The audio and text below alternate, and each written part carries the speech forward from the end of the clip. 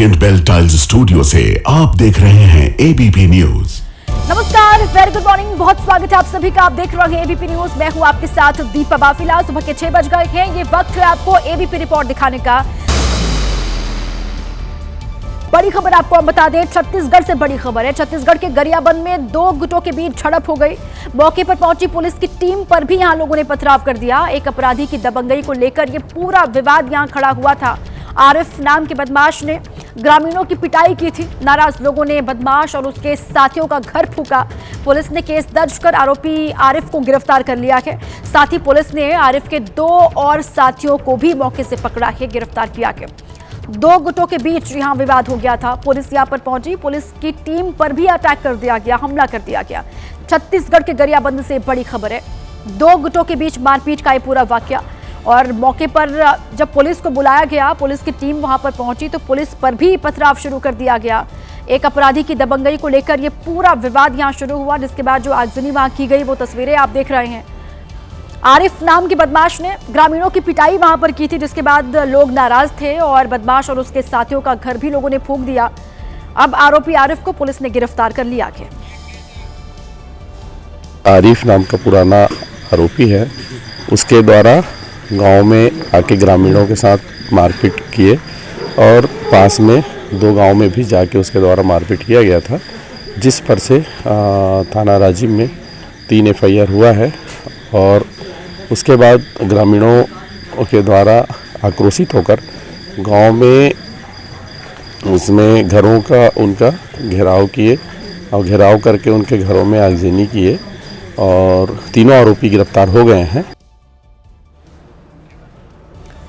और इसी के साथ ही एक बड़ी खबर भी मुंबई से आ रही है। आपको बताएं, मुंबई से बड़ी खबर यह कि रोहित शेट्टी के घर फायरिंग का ये मामला है। देर रात कोर्ट में पेश किए गए 4 आरोपी। कोर्ट ने आरोपियों को 5 फरवरी तक पुलिस हिरासत में भेजा है। साजिश के तहत रोहित शेट्टी के घर पर यह फायरिंग हुई थी, जिसमें 4 आरोपियों को गिरफ्तार किया गया है। पूरे ही मामले में कोर्ट ने आरोपियों को 5 फरवरी तक पुलिस हिरासत में भेजा है।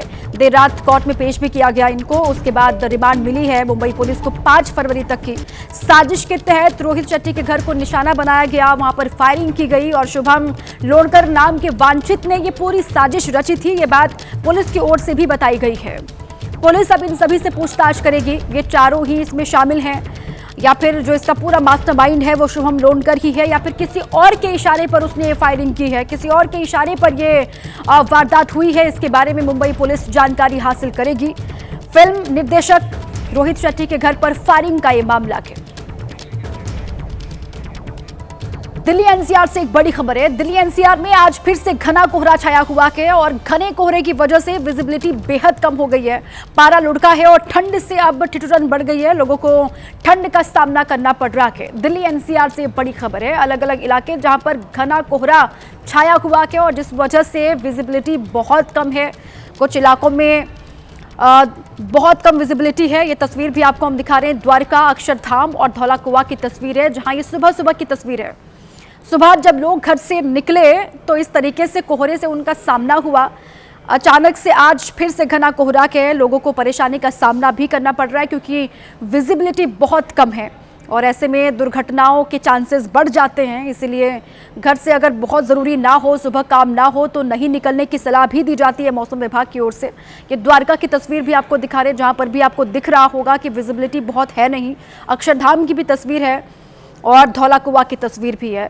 ये कोहरे के साथ साथ पोल्यूशन भी है, जिस वजह से दिल्ली एनसीआर के लोगों को और परेशानी उठानी पड़ती है। आज एक बार फिर से घना कोहरा, दिल्ली एनसीआर के अलग अलग इलाके जहां पर पारा लुढ़का है और अब ऐसे में लोगों को भीषण ठंड का सामना करना पड़ रहा है। इस वक्त जम्मू कश्मीर से एक बड़ी खबर है। जम्मू कश्मीर में भूकंप आया है। घाटी में 4.6 भूकंप की तीव्रता रही है। उत्तरी कश्मीर का बारामूला भूकंप का केंद्र बताया जा रहा है। सुबह करीब 5:35 पर यहां लोगों ने भूकंप के झटके महसूस किए हैं। जम्मू कश्मीर से बड़ी खबर है, जहां भूकंप के झटके लोगों ने महसूस किए। सुबह सुबह जब लोगों की नींद खुली, वो भी भूकंप के झटकों के साथ। सुबह 5:35 का वक्त है जब अलग अलग इलाकों में लोग सोए ही हुए थे, कुछ लोग उठे थे, उनको भूकंप के झटके महसूस हुए। तीव्रता भूकंप की 4.6 की गई है और उत्तर कश्मीर का जो बारामूला है वो भूकंप का केंद्र रहा है, ये जानकारी मिली है।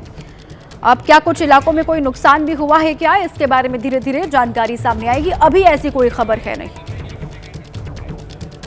और इसी बीच एक बड़ी खबर आपको बताएं, T20 वर्ल्ड कप शुरू होने से पहले पाकिस्तान का ड्रामा शुरू हो गया है। 15 फरवरी को भारत से मैच नहीं खेलने का पाकिस्तान सरकार की ओर से ऐलान किया गया है।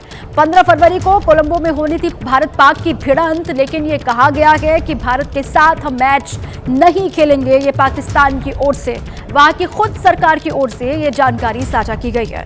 T20 वर्ल्ड कप शुरू होना है, लेकिन उससे पहले पाकिस्तान का वही पुराना जो ड्रामा है वो एक बार फिर से शुरू हो गया। पाकिस्तान ने कहा है कि 15 फरवरी को जो कोलंबो में मैच होना है भारत पाकिस्तान का, वो नहीं खेलेगा क्योंकि भारतीय टीम से उसने भिड़ने से इनकार कर दिया है। 15 फरवरी को कोलंबो में होनी थी भारत पाक की भिड़ंत, लेकिन पाकिस्तान की टीम ने कहा है कि हम भारत के साथ नहीं खेलेंगे।